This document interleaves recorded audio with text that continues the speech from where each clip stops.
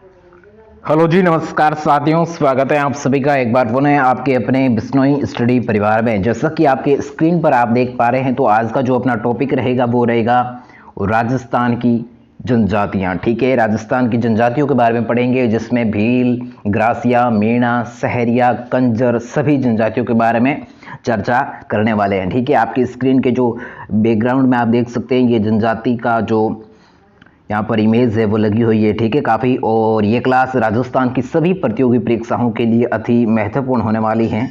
तो आप इस वीडियो को शुरू से लेके एंड तक ज़रूर बने रहिए, और हस्तलिखित नोट्स मिलेगा। ठीक है, बिल्कुल फ्री में मिलेगा PDF। ठीक है, तो आप बस इस वीडियो को लाइक और चैनल को सब्सक्राइब जरूर कर दीजिएगा। ठीक है, 5 में आपका सब्सक्राइब का बेल जो ऑप्शन आ रहा होगा, तो उस पर कैसे भी करके दबा दीजिए। ठीक है, हम बढ़ते हैं आगे। देखिए, सबसे पहले देखिए राजस्थान की जनजातियां। हेडिंग क्या लगी हुई है? राजस्थान की जनजातियां। देखिए, राज्य का समूचा दक्षिणी पहाड़ी क्षेत्र में जनजाति का बहुल क्षेत्र है। देखिए, सर्वाधिक जो राजस्थान में जो जनसंख्या, जो जनजाति हैं वो पाई जाती हैं, तो वो कहाँ पर हैं? राजस्थान के जो दक्षिण भाग का जो पहाड़ी क्षेत्र है, वहाँ पर आपको जो जनजातियाँ हैं वो ज़्यादा देखने को मिलती हैं। और उसमें भी अगर जिलों की बात करें, तो जिसमें बांसवाड़ा, डूंगरपुर, उदयपुर, चित्तौड़गढ़ एवं सिरोही जिले सम्मिलित हैं। ठीक है, और देखिए राजस्थान में 12 प्रकार की जनजातियां पाई जाती हैं। देखिए कौन कौन सी? जिसमें देखिए मीणा, भील, ग्रासिया, सहरिया, कथोड़ी और डामोर आदि तो मुख्य हैं, लेकिन अन्य जनजाति भी है। देखिए दानखा, कोकना, कोकनी, कोली, ढोर, नायकड़ा, पेटलिया, भील और मीणा। ठीक है, ये जनजातियां हैं जो अन्य जनजातियां हैं। ठीक है, और सबसे पहले हम बात करते हैं तो किस जनजाति के बारे में बात करते हैं? राजस्थान की सबसे प्राचीन जनजाति और क्षेत्रफल की, हाँ, जनसंख्या की दृष्टि से दूसरे स्थान पर है, तो वो कौन सी है?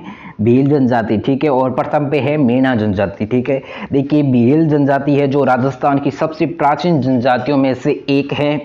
और ये देखिए इसका जो प्रमुख मतलब आजीविका का जो कार्य क्या होता है? देखिए शिकार, वनोपज का विक्रय, कृषि इनकी आजीविका के मुख्य साधन होते हैं। और दक्षिणी राजस्थान के बांसवाड़ा, डूंगरपुर, उदयपुर और चित्तौड़गढ़ जिले में इसका बाहुल्य अधिक है। ठीक है, ये जनजाति भील जनजाति हैं जो राजस्थान के किन किन जिलों में निवास करती हैं, तो आपको याद रखना है राजस्थान के दक्षिणी भाग में जो जिले आते हैं, जिसमें बांसवाड़ा, डूंगरपुर, उदयपुर, चित्तौड़गढ़ जिले, उन जिलों में जो भील जनजाति है वो निवास कर।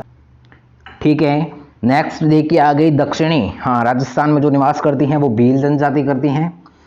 और देखिए, हाँ, भीलों के घर को क्या कहते हैं? टापरा कहते हैं। देखिए यहाँ पर आपको छोटे छोटे क्वेश्चन देखने मिलेंगे। देखिए भील के जो घर होते हैं तो उसको क्या कहा जाता है?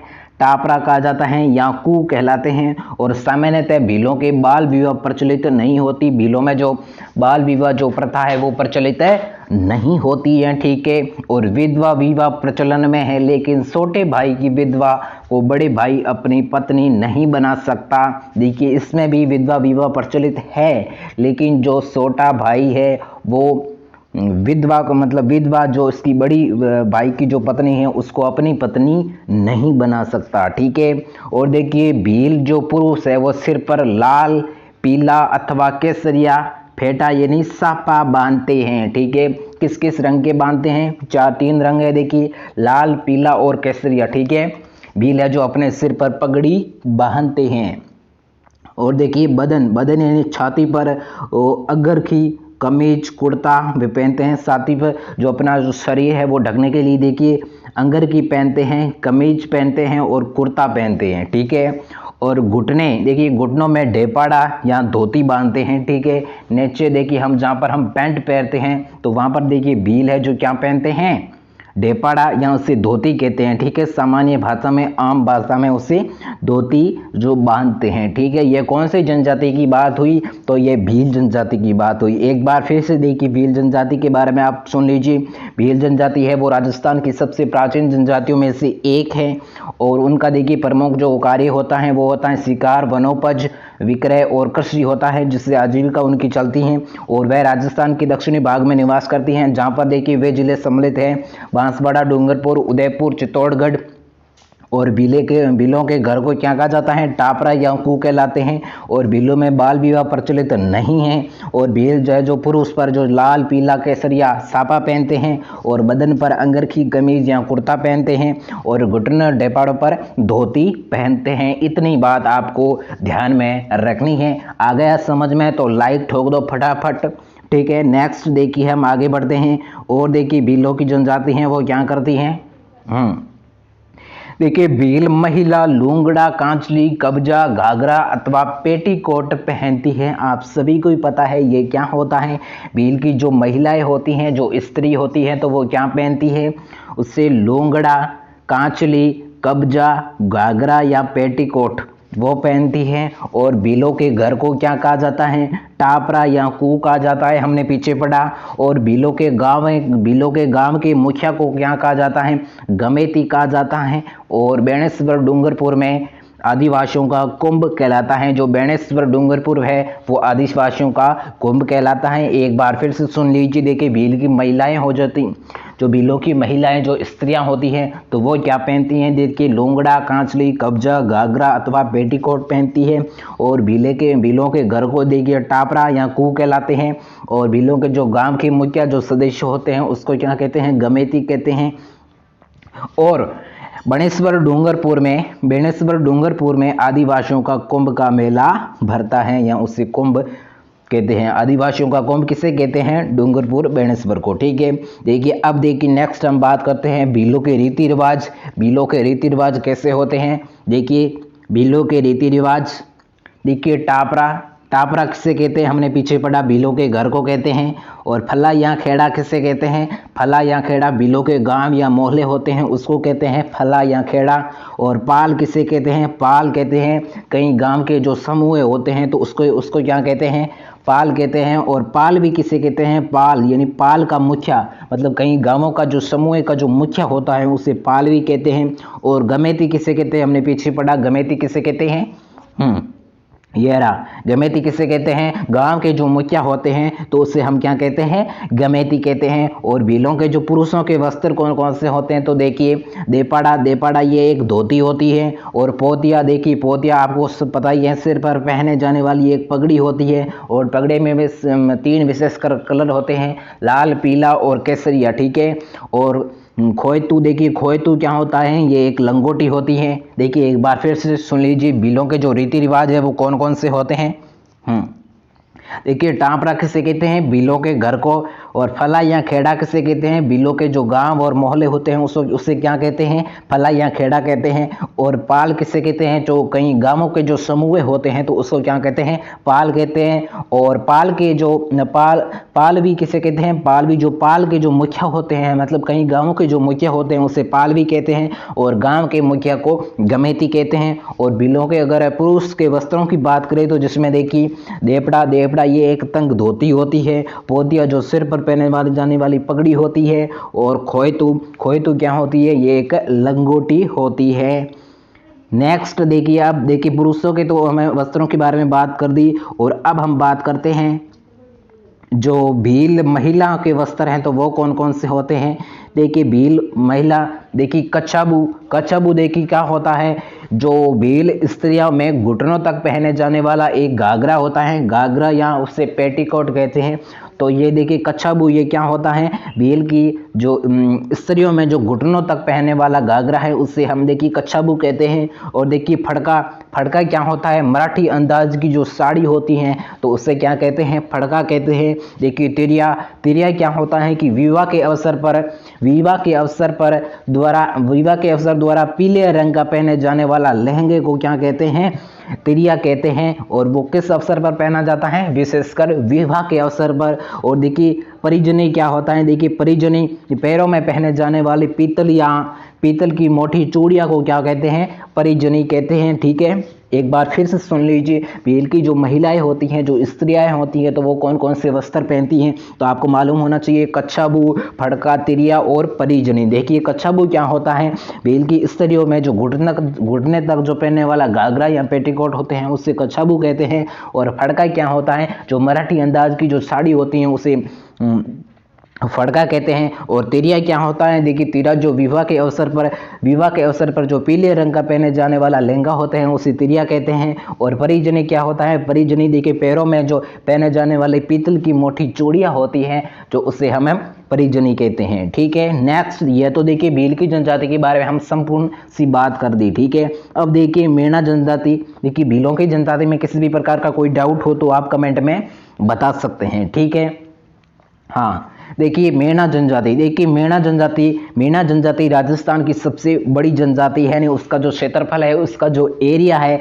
वो सबसे बड़ा है। तो वो किस जनजाति का है, मेना जनजाति का। देखिए जनजाति आर्यों के आगमन से पूर्व ही भारत में निवास करती थी। देखिए भारत में जब आर्य आए थे तो उससे पहले भी जो जनजाति निवास करती थी तो वो कौन सी जनजाति थी, मेना जनजाति। ठीक है, और देखिए मेना जनजाति को जैन मुनि मगर सागर ने अपने ग्रंथ मेना पुराण में भगवान मीन का वंशज बताया है। मेना जनजाति है तो वो किस वंशज की है, भगवान मीन है जो उसके वंशज बताया है। किस ग्रंथ में बताया है, मुनि मगर सागर ग्रंथ में बताया है। ठीक है, तो इसको थोड़ा आपको ध्यान रखना है। और जनजाति, देखिए जनजातियों में ये जाति सर्वाधिक संपन्न और शिक्षित। देखिए ये जनजाति मेना जनजाति है तो सर्वाधिक संपन्न यानी अपने जो आर्थिक दृष्टि से काफ़ी मजबूत और शिक्षित जनजाति मानी जाती हैं जो मेना जनजाति है।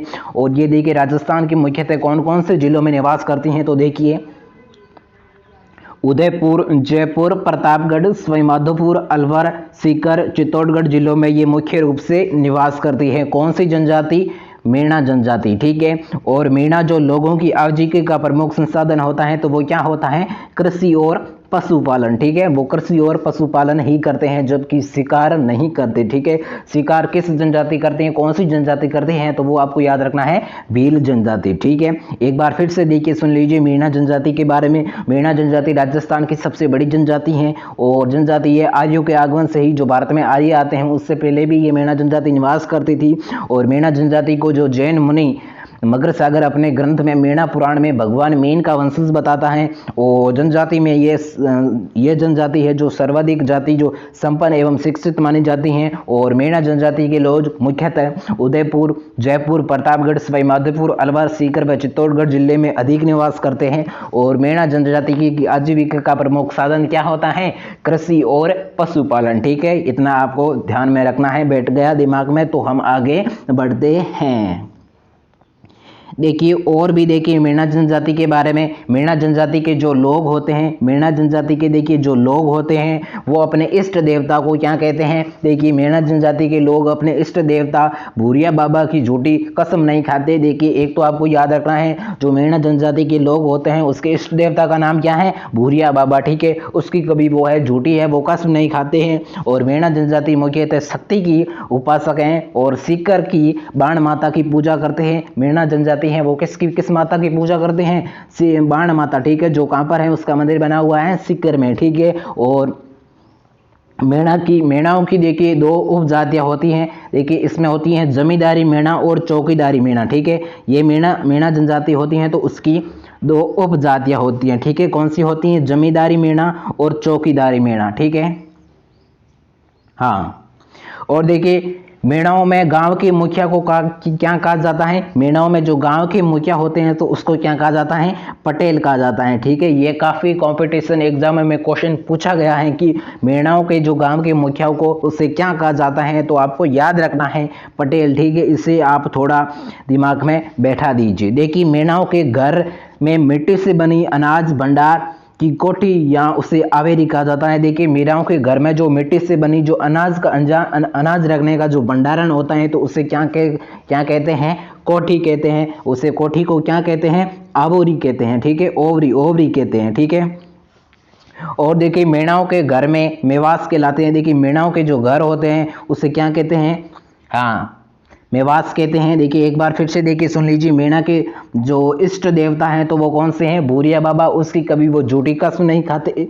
और मेणा जनजाति मुख्यतः शक्ति की उपासक होती हैं और वो सीकर की बाण माता की पूजा करते हैं। और मेणाओं की दो उपजातियां होती है, तो कौन सी होती है? जमींदारी मेणा और चौकीदारी मेणा। और मेणाओं के जो गांव के मुखिया को क्या कहा जाता है? पटेल कहा जाता है। और मेणाओं के घरों में मिट्टी से बनी अनाज भंडारण की कोठी को क्या कहते हैं? ओवरी कहते हैं। और मेणाओं के घर में मेवास कहलाते, देखिए मेणाओं के घर को हम क्या कहते हैं? मेवास कहते हैं। ठीक है, आ गया समझ में। नेक्स्ट देखिए हम बात करते हैं मेणाओं के जो रीति रिवाज है वो कौन कौन से होते हैं, ये आपको थोड़े ध्यान में रखने हैं। देखिए मेणाओं के अगर रीति रिवाजों की बात करें तो देखिए उनमें सबसे पहले है नापा। देखिए नापा क्या होता है? अपने जीवित पति को छोड़कर किसी दूसरे पुरुष के साथ विवाह करना। ठीक है, नापा उसे कहते हैं कि जो अपना, देखिए वो पत्नी होती है जो अपने पति तो होता है, जीवित होता है, लेकिन उसे छोड़कर वह किसी अन्य या किसी दूसरे पुरुष के साथ शादी कर देती हैं या विवाह कर देती हैं, तो उसे हम क्या कहते हैं? उसे जो मेणा जनजाति के लोग क्या कहते हैं? नापा कहते हैं। ठीक है, नेक्स्ट देखिए सेड़ा फाड़ना। देखिए सेड़ा फाड़ना ये काफ़ी महत्वपूर्ण रहा है, काफ़ी कॉम्पिटिशन एग्जामों में पूछा भी गया है कि सेड़ा फाड़ना ये मतलब जो प्रथा है वो किस जनजाति में है और इसे क्या कहते हैं? देखिए यहाँ पर सुन लीजिए। देखिए सेड़ा फाड़ना पत्नी के द्वारा अपने पल्लू या कुछ हिस्सा फाड़कर पति को थमा दिया जाता है, तो इसे तलाक समझा जाता है। देखिए पत्नी जब अपने पत्नी को अपना जो मतलब चुंदरी का जो छोटा सा पल्ला फाड़कर अपने पति को दे देती हैं, तो इसे जो तलाक समझा जाता है। मतलब जो पत्नी होती है वो अपने मतलब पति को छोड़कर चली जाती है। ठीक है, और देखिए अगला है झगड़ा राशि। देखिए झगड़ा राशि क्या होता है? यदि कोई पुरुष शादीशुदा स्त्री को अपने साथ भगाकर ले जाए तो उससे पूर्व पति को मुआवजे के रूप में कुछ राशि दी जाती है, तो उसे झगड़ा राशि कहते हैं। देखिए ये तो आपको देखिए याद ही हो गए होगी। देखिए यदि कोई पुरुष शादीशुदा स्त्री है और उसे अपने साथ मतलब भगाकर ले जाता है, तो उससे जो पहले वाला जो पति होता है तो उसे मुआवजे के रूप में कुछ राशि दी जाती है, कुछ मतलब पैसे दिए जाते हैं, तो उसे हम क्या कहते हैं? झगड़ा राशि। ठीक है, आ गया समझ में। एक बार देखिए फिर से हम समझ लेते हैं, फिर से आप सुन लीजिए। देखिए सबसे पहले तो है मेणा जनजाति के देखिए रीति रिवाज कौन से होते हैं? नापा। देखिए नापा क्या होता है? अपने जीवित पति को छोड़कर किसी दूसरे पति के साथ जो स्त्री है वो विवाह कर देती है, तो उसे हम नापा कहते हैं। और सेड़ा फाड़ना क्या होता है? देखिए पत्नी के द्वारा अपने पल्लू या कुछ हिसाब फाड़कर पति को थाम दिया जाता है, तो उसे तलाक समझा जाता है। और झगड़ा राशि, यदि कोई पुरुष शादीशुदा स्त्री को अपने साथ भगा कर ले जाए तो उसे पूर्व पति को मुआवजे के रूप में कुछ राशि दी जाती है, तो उसे झगड़ा राशि कहा जाता है। ठीक है, आ गया समझ में। नेक्स्ट बढ़ते हैं आगे। देखिए अपनी जो जनजाति आती है तो वो आती है गरासिया जनजाति। देखिए गरासिया जनजाति जो राजस्थान की तीसरी सबसे बड़ी जनजाति है। देखिए पहली जनजाति तो कौन सी हो गई? भील, और दूसरी मेणा, और तीसरी ग्रासिया। ठीक है, देखिए पहली सबसे बड़ी हो जाएगी मेणा। देखिए मेणा होगी। ठीक है, देखिए ग्रासिया जनजाति राजस्थान की तीसरी सबसे बड़ी जनजाति है और इस जनजाति का बाहुल्य क्षेत्र सिरोही के आबू व पीड़वाड़ा में तथा उदयपुर के गोगुंदा व कोठड़ा क्षेत्र में फैला हुआ है। देखिए इस जनजाति का जो निवास स्थान है वो कहाँ पर है? कहाँ पर फैला हुआ है? देखिए सिरोही के आबू क्षेत्र और पेड़वाड़ा में और उदयपुर के गोगुदा व कोटड़ा क्षेत्र में फैला हुआ है। और ग्रासिया मुख्यतः भगवान राम के कुछ के वंशज हैं। देखिए ग्रासिया जो वंशज हैं, आपने रामायण देखी होगी या सुनी होगी, जिसमें भगवान राम के जो दो पुत्र होते हैं, लव और कुश। ठीक है, और इसमें जो कुश के जो वंशज है तो वो कौन माने जाते हैं? ग्रासिया जनजाति के जो लोग होते हैं वो भगवान राम के जो पुत्र होते हैं कुश, उसके वंशज माने जाते हैं। ठीक है, देखिए एक बार एक लाइन फिर से सुन लीजिए कि जो कर्नल जेम्स टॉड ने ग्रह से शब्द की उत्पत्ति निवास से की है, जिसका अर्थ होता है नौकर। देखिए कर्नल जेम्स टॉड ने क्या है? देखिए कर्नल जेम्स टॉड इतिहासकार होता है, तो वो क्या कहता है? देखिए ग्रह जो शब्द होता है तो देखिए उसकी जो उत्पत्ति है वो गवास से की है, और जिसका अर्थ होता है, देखिए गवास का मतलब क्या होता है? नौकर। ठीक है, और ग्रह हम किससे मानते हैं? मतलब घर को कहते हैं। ठीक है, और देखिए ग्रासिया के घर यानी घेर कहलाते हैं। देखिए ग्रासी के जो घर होते हैं तो उसे घेर कहते हैं। देखिए घर के ऊपर छोटी सी एक मात्रा, घे के ऊपर एक मात्रा कर देना तो वो हो जाएगा। ठीक है, ग्रासिया के घर को घेर कहते हैं। और सौंदर्य वृद्धि के लिए, हाँ, सौंदर्य वृद्धि के लिए गोदने या गुदवाने की परता है, ठीक है। और देखिए आबू की इनकी नक्की झील में ये अपने पूर्वजों की अस्थियां विसर्जन करते हैं, ठीक है। नक्की झील जो कहाँ पर है, सिरोही में है, ठीक है। आबू में जो नक्की झील है, जो जहाँ पर अपने जो पूर्वज जो हैं उसकी जो मतलब डेथ हो जाती है तो उसकी अस्थियां यानी हड्डियां विसर्जन कहाँ पर करते हैं, नक्की झील में करते हैं। और ग्रासिया जनजाति जो अनाज भंडारण की कोठियों, तो जिन्हें हम क्या कहते हैं, सोहरी कहते हैं, ठीक है। देखिए ग्रासिया अनाज का भंडारण कोठियां में करते हैं जिन्हें सोहरी कहा जाता है।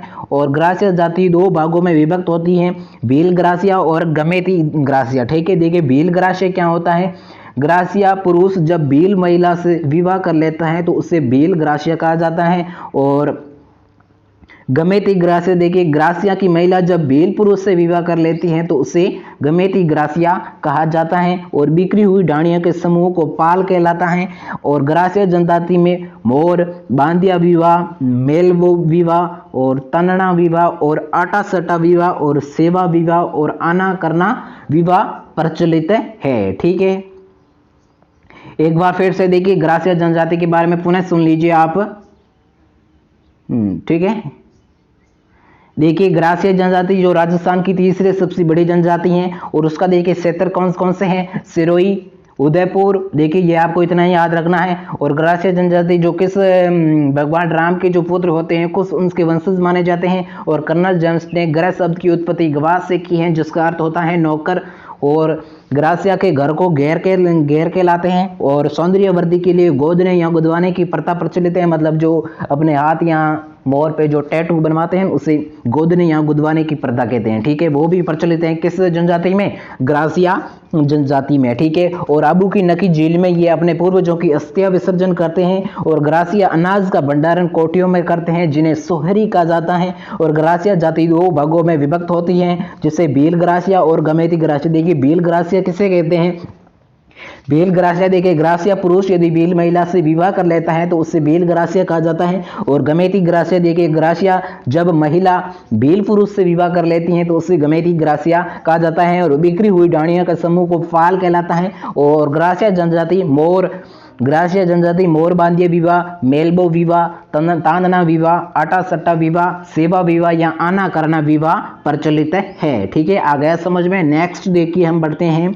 हाँ, ग्रासिया जनजाति के देखिए विवाह जो हमने पीछे पढ़ा तो उसके बारे में थोड़ी हम डिटेल से जानकारी प्राप्त कर लेते हैं। देखिए ग्रासिया जनजाति के विवाह कितने प्रकार के होते हैं, 3 प्रकार के होते हैं, मोर बांधिया विवाह, मेलबो विवाह और तांदना विवाह, ठीक है। देखिए सबसे पहले मोर बांधिया विवाह, इसमें क्या होता है, ये हिंदुओं के रीति रिवाज के अनुसार जनवरी के चारों ओर फेरे लेकर किया जाता है, ठीक है। उसे तो मोर बांधिया विवाह कहा जाता है। देखिए मोर बांधिया विवाह किसे कहा जाता है कि जो हिंदुओं के रीति रिवाज के अनुसार जनवरी, ठीक है, जनवरी के चारों ओर फेरे लेकर किया जाता है तो उससे मोर बांधिया विवाह किया मतलब कहलाता जाता है, ठीक है। और देखिए मेलबो विवाह, मेलबो विवाह क्या होता है कि ग्रासिया में प्रचलित ये एक विवाह की प्रथा है जिसमें वर पक्ष की बारात की बजाय वधु पक्ष की बारात लेकर वर पक्ष के घर जाते हैं। देखिए इसमें उल्टा होता है। देखिए ये ग्रासिया जनजाति में एक मेलबो विवाह प्रचलित है जिसमें देखिए क्या होता है कि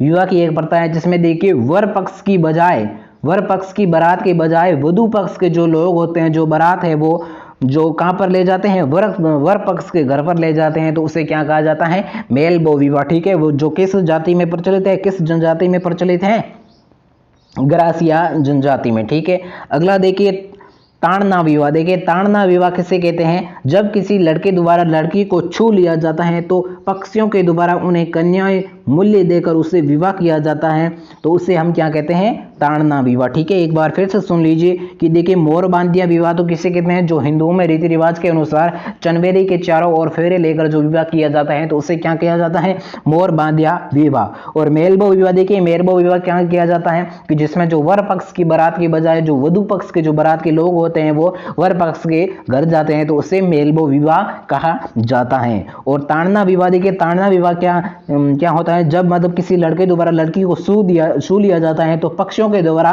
उसके कन्या मूल्य देकर उससे विवाह किया जाता है तो उसे ताड़ना विवाह कहा जाता है। ठीक है, यहीं पर जो ग्रासीय जनजाति हैं वो अपनी समाप्त हो जाती हैं। नेक्स्ट देखिए सहरिया जनजाति। देखिए सहरिया जनजाति क्या होती है कि देखिए राजस्थान की आदिम व पिछड़ी जनजाति है, तो वो कौन सी जनजाति मानी जाती है?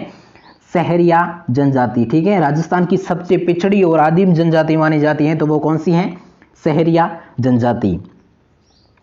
देखिए इस जनजाति का बाहुल्य क्षेत्र 12 जिले के शाहाबाद और किशनगंज के क्षेत्र में पाया जाता है। और शहर शब्द की उत्पत्ति शहर शब्द से हुई है, जिसका अर्थ होता है जंगल। ठीक है, शहर यानी यह शहर वो सिटी वाला नहीं, ये दूसरा है शहर सड़क वाला। ठीक है, शहर।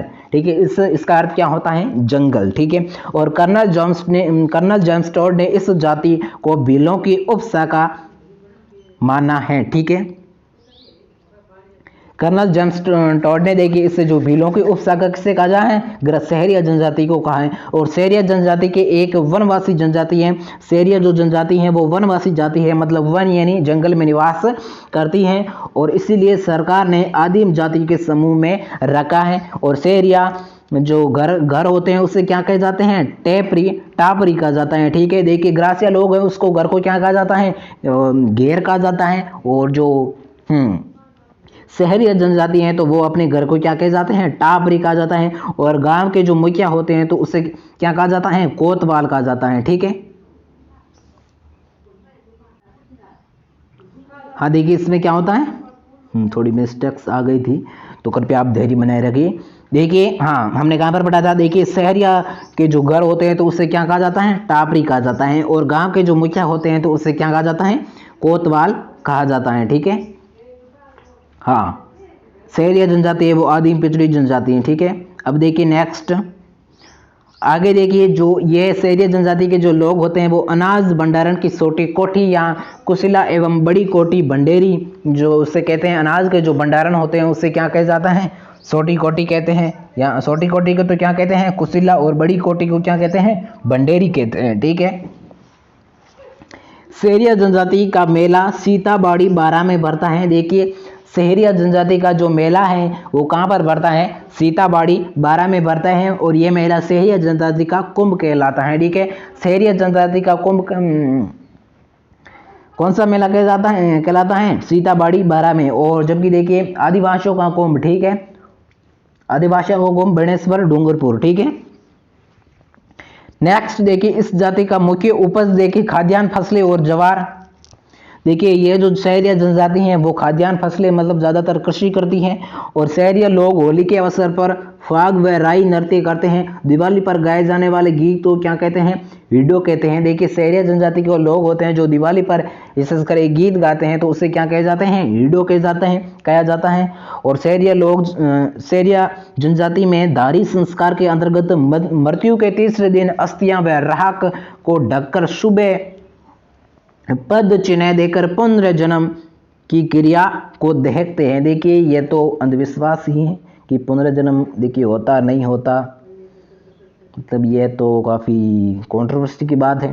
देखिए जो सहरिया जनजाति के देखिए अपने को तो बस याद रखना है। ठीक है, देखिए सहरिया जनजाति के जो उसमें एक धारी संस्कार होता है। देखिए धारी संस्कार के अंतर्गत क्या होता है कि जब किसी भी लोग की मृत्यु हो जाती है तो उसके तीसरे दिन जो उसकी अस्थियां यानी जो हड्डियां और राख को ढककर रखते हैं और सुबह पद चिन्ह देकर उसे पुनर्जन्म की क्रिया करते हैं। मतलब देखिए पहले तो मतलब तीसरे दिन उसकी जो ढक देते हैं राख और अस्थियां को, बाद में सुबह जल्दी उठकर उसको पुनः देखते हैं तो वहां पर किसी के पैर जो मंडे हुए मतलब मिलते हैं तो वो सोचते हैं कि वो इसका जो पुनर्जन्म हो गया। ठीक है, तो इतना थोड़ा आपको ध्यान में रखना है। ठीक है, हाँ देखिए एक बार फिर से सुन लीजिए पूरा सहरिया जनजाति के बारे में। हाँ सहरिया जनजाति के बारे में ये इतना है, इतना। ठीक है,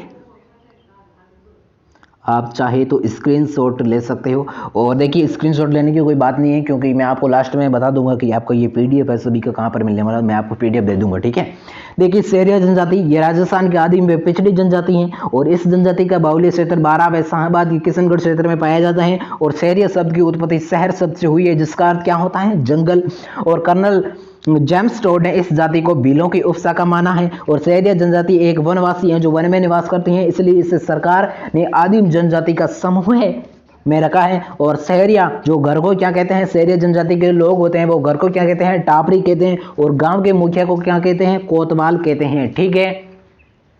और देखिए शहरी जनजाति के लोग होते हैं वो अनाज भंडारण की जो छोटी कोठी है तो उसको क्या कहते हैं, कुशीला कहते हैं। और जो बड़ी कोठी होती है तो उसे क्या कहते हैं, बंडेरी कहते हैं। ठीक है। और शहरिया जनजाति में जो मेला लगता है, जो शहरिया जनजाति का कुंभ जो मेला लगता है तो वो कहाँ लगता है, सीताबाड़ी 12 में लगता है। ठीक है। और इस जाति के जो मुखिया की उपज, ठीक है, अनाज जो फसल है जो वो कौन सी है, ज्वार की, मतलब खाद्यान्न फसलें जो खाने वाली जो फसल होती है जिसमें गेहूं, ज्वार, जो मक्का, ठीक है, ये फसल का जो उत्पादन है वो करते हैं। ठीक है। और देखिए शहरिया लोग होली के अवसर पर फांग या राई का नृत्य करते हैं और दिवाली पर जो गीत गाते हैं तो उसे क्या कहते हैं, हीडो कहते हैं। और शहरिया जनजाति के में धारी संस्कार होता है जिसके देखिए अंतर्गत क्या होता है, किसी भी देखिए मृत्यु के 30वें दिन जो अस्थियां व राख को ढककर सुबह पद चिन्ह देकर वो पुनर्जन्म की क्रिया को देखते हैं। ठीक है। देखा है याद, इतना देखिए शहरिया जनजाति के बारे में आपको याद रखना है। ठीक है। हाँ, नेक्स्ट देखिए हमें आगे बढ़ते हैं। आगे जो हमारी जो जनजाति आती है तो वो कौन सी जनजातियां आती हैं, कंजर जनजाति। ठीक है। देखिए कंजर जनजाति, देखिए कंजर जनजाति किसे कहते हैं, देखिए कंजर जनजाति यह जनजाति खोमतू व खानाबदोस जनजाति है। ठीक है। और इस जनजाति का बाहुल्य क्षेत्र प्रदेश जो भीलवाड़ा व मध्य प्रदेश एमपी में है। और कंजर जनजाति की उत्पत्ति कान काचर से हुई है जिसका अर्थ होता है जंगलों में घूमना। ठीक है। इस शब्द की उत्पत्ति देखिए, कंजर शब्द की उत्पत्ति कहां से होती है, कन काचर। ठीक है। कन काचर जिसका अर्थ क्या होता है, जंगलों में घूमना। और कंजर जाति के लोग हकाम राजा का प्याला पीकर झूठ नहीं बोलते। देखिए हमने पीछे पढ़ा था, वो कौन सी थी, भील जनजाति। ठीक है। हाँ, जो बूरिया बाबा की कसम खाकर कभी झूठ नहीं बोलते हैं, उसके जो इष्ट देवता होते हैं। और यहाँ पर देखिए कंजर जाति है, ये देखिए किसका प्याला पीकर झूठ नहीं बोलती, आकाम राजा। ठीक है। ये कोई राजा का नाम है। देखिए प्याला किससे पीते होंगे, ठीक है, मुझे तो पता नहीं। तो उसकी जो प्याला पीकर वो कभी झूठ नहीं बोलते।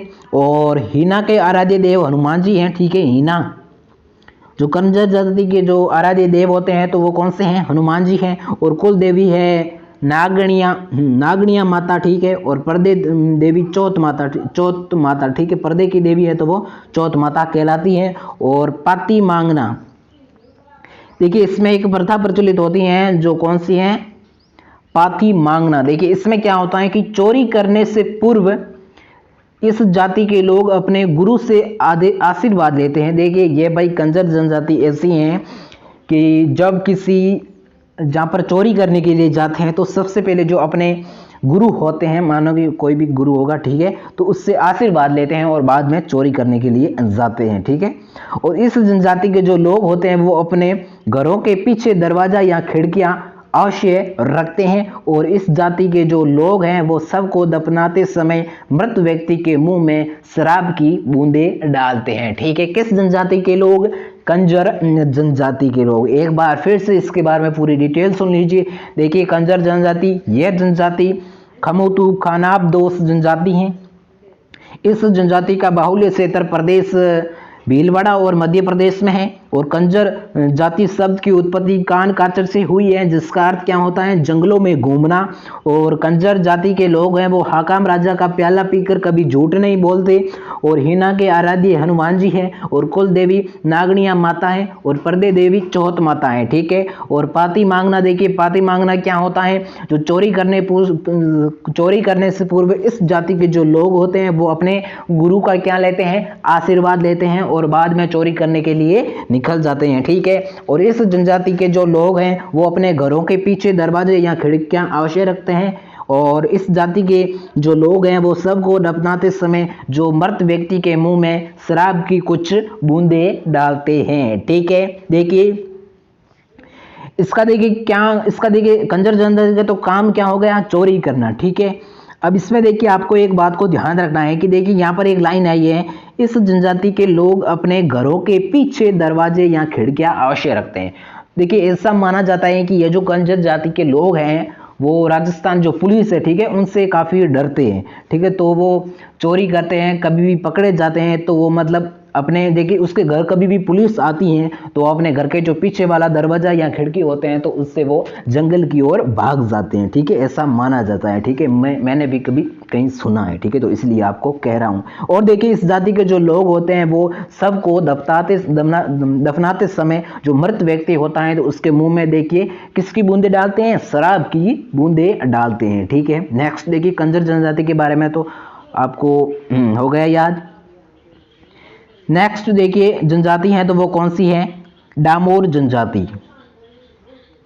देखिए डामोर जनजाति, यह जनजाति मूलतः गुजरात की है और स्थानीय जनजाति पूर्व की सीमलवाड़ा पंचायत समिति के सर्वाधिक डामोर में पाई जाती है और क्षेत्र में डामोर अधिक होने के कारण डामोर या क्षेत्र भी कहते हैं। देखिए एक बार फिर से सुन लीजिए, जो डामोर जनजाति है तो वो मूलतः गुजरात की है और स्थानीय जनजाति पूर्व के सीमलवाड़ा पंचायत समिति में सर्वाधिक डामोर पाए जाते हैं तो क्षेत्र में डामोर अधिक होने के कारण डामोर या क्षेत्र भी कहते हैं, ठीक है। किस क्षेत्र में डामोर अधिक पाए जाते हैं, सीमलवाड़ा पंचायत समिति, ठीक है।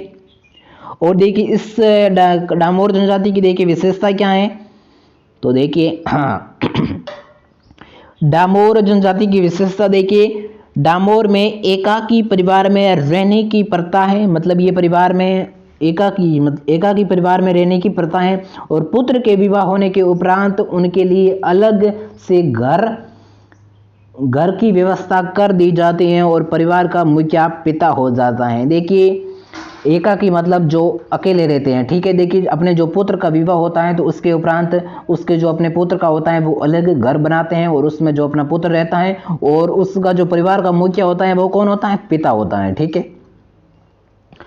और इनका मुख्य व्यवसाय क्या है, कृषि करना, ठीक है। जो डामोर जनजाति है तो उसका जो मुख्य व्यवसाय है वो क्या होता है, कृषि करना। और यह जनजाति कभी भी वनों पर आश्रित नहीं रहती है, ठीक है। ये जनजाति जो डामोर जनजाति है वो वनों पर आश्रित नहीं रहती है, ठीक है। हाँ देखिए डामोर गुजरात राज्य के प्रवासी होने के कारण स्थानीय भाषा में के साथ साथ गुजराती भाषा का भी प्रयोग करते हैं। देखिए ये डामोर जनजाति हैं तो वो मतलब जो गुजरात के मतलब प्रवासी, मतलब पहले गुजरात में रहते थे और बाद में राजस्थान में मतलब आए थे, ठीक है, जो प्रवासी उसे कहते हैं। तो स्थानीय भाषा के साथ साथ जो अपनी जो मतलब गुजराती भाषा है तो उसका भी प्रयोग करते हैं, ठीक है। कौन सी जनजाति, डामोर जनजाति। नेक्स्ट देखिए इसके डामोर जनजाति के कुछ महत्वपूर्ण तथ्य हैं। हाँ महत्वपूर्ण तथ्य देखिए, आदिवासी अपने धर्म गुरु को महाराज या भक्त के नाम से पुकारते हैं। आदिवासी के जो लोग होते हैं वो अपने गुरु या जो महाराज होते हैं तो गुरु को धर्म गुरु होते हैं उसको महाराज या भक्त के नाम से पुकारते हैं। और माणिक्यलाल वर्मा आदिम जाति शोध एवं प्रेक्षण संस्थान जयपुर में है, ठीक है। आपको ध्यान रखना है कि आदिम देखिए माणिक्यलाल वर्मा आदिम जाति शोध संस्थान प्रेक्षण संस्थान जो है वो कहाँ पर है, उदयपुर में है, ठीक है। ये तो हो गई डामोर जनजाति, ठीक है। एक बार फिर से देखिए सुन लीजिए, डामोर जनजाति ये गुजरात की है और स्थानीय जनजाति पूर्व सीमलवाड़ा पंचायत समिति की सर्वाधिक डामोर क्षेत्र में पाए जाते हैं और डामोर क्षेत्र में अधिक होने के कारण इसे डामोरिया क्षेत्र भी कहते हैं।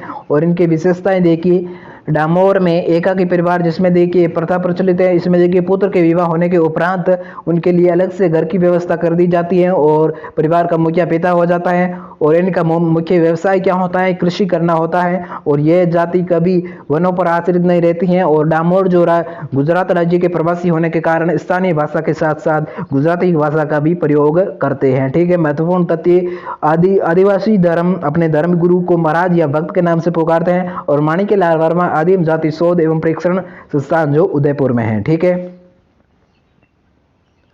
अब देखिए जनजाति समुदाय की परंपरा, इसमें देखिए 3 परंपराएं प्रचलित हैं, मतलब जो सभी जनजाति में, ठीक है। मैं डामोर जनजाति के नाम में बात नहीं करता, ठीक है। देखिए 3 परंपराएं कौन कौन सी, एक तो होती है हलमा और एक होती है भराड़ी और एक होती है दापा, ठीक है। इसके बारे में हम थोड़ी सी समझेंगे, ठीक है, डिटेल से। देखिए सबसे पहले तो हम बात करते हैं हलमा। देखिए हलमा क्या होता है, देखिए हलमा हाडा या हीडा, हलमा, हांडा या हीडा के नाम से पुकारे जाने वाली सामुदायिक सहयोग की बांसवाड़ा डूंगरपुर क्षेत्र में आदिवासियों की एक विशिष्ट परंपरा है। ठीक है, देखिए हलमा परंपरा होता है जिसके अंतर्गत क्या होता है कि हलमा, इसके 3 नाम हैं। देखिए हलमा, हांडा और हीडा। ठीक है, इन तीनों को एक ही नाम से पुकारते हैं और सामुदायिक के जो सहयोग वाली है जो एक प्रथा है, विशिष्ट परंपरा है, जो बांसवाड़ा व डूंगरपुर के क्षेत्रों में विशिष्ट रूप से निवास करती हैं। ठीक है, हलमा प्रथा ये तो हो गई। और बराड़ी, देखिए बराड़ी क्या होता है।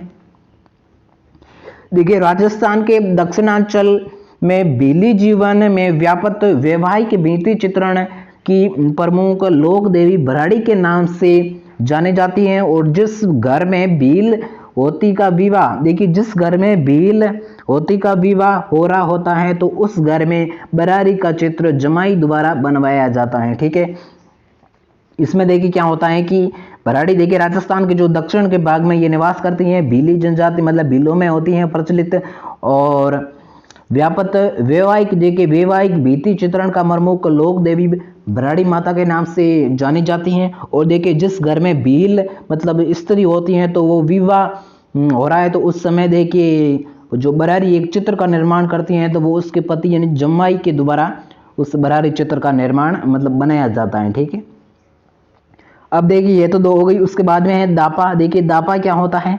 दापा देखिए आदिवासी समुदाय में वर पक्ष द्वारा वधु पक्ष के पिता को मूल्य देने की प्रथा। ठीक है, ये उससे क्या कहते हैं, दापा प्रथा। ठीक है, ये मतलब हम देखिए आम भाषा में कहे तो वर पक्ष द्वारा वधु पक्ष के पिता को। ठीक है, हाँ ये उल्टा होता है, मतलब दहेज प्रथा का उल्टा होता है। ठीक है, देखिए दापा, एक बार ये काफ़ी महत्वपूर्ण है, आपको फिर से सुन ले। देखिए दापा क्या होता है कि आदिवासियों के जो समुदाय में जो वर पक्ष द्वारा वधु पक्ष के पिता को मूल्य या धनराशि दी जाती है तो उस प्रथा को क्या कहते हैं, दापा प्रथा। ठीक है, आ गया समझ में। तो इस प्रकार जो आज का जो अपना टॉपिक था वो राजस्थान की प्रमुख जनजातियाँ वो समाप्त होता है। और आपको ये वीडियो अच्छा लगा है, कुछ सीखने को मिला है, कुछ समझने को मिला है तो लाइक करो, सब्सक्राइब करो, अपने दोस्तों के साथ शेयर करो। ठीक है, काफ़ी अच्छे से मैंने मेहनत की है, ये नोट्स बनाए हैं हाथों से और आपके सामने लाया हूँ। ठीक है, और ऐसे ही इंटरेस्टिंग वीडियोस के लिए क्या करना है, सब्सक्राइब। हम मिलते हैं किसी नेक्स्ट वीडियो के किसी नए टॉपिक के साथ। और हाँ, मैं एक बात तो आपको बताना भूल गया। ठीक है, ये जो नोट्स हैं वो मैं आपको नीचे लिंक भी आपको डिस्क्रिप्शन में दे दूंगा। और नई लिंक नहीं मिले तो आपको जाना है टेलीग्राम पे, वहाँ पर सर्च करना है बिश्नोई स्टडी, वहाँ पर आपको नोट्स मिल जाएगा। ठीक है, यही नोट्स, और इसमें यही नहीं उसके साथ राजस्थान की जो जियोग्राफी है, हिस्ट्री है, उन सभी के नोट्स मिलेंगे। ठीक है, आर्ट्स ऑफ कल्चरल सभी के, और बिल्कुल फ्री में मिलेंगे। और हाँ देखिए राजस्थान कि जो MCQ क्वेश्चन है, क्वेश्चन जो भी कंपटीशन एग्जाम में पूछे जाते हैं तो उसके भी आपको नोट्स मिलेंगे बिल्कुल फ्री में। जाइए टेलीग्राम पर ज्वाइन करिए और हम मिलते हैं किसी नए वीडियो के किसी नए टॉपिक के साथ। तब तक के लिए जय हिंद, जय भारत, वंदे मातरम।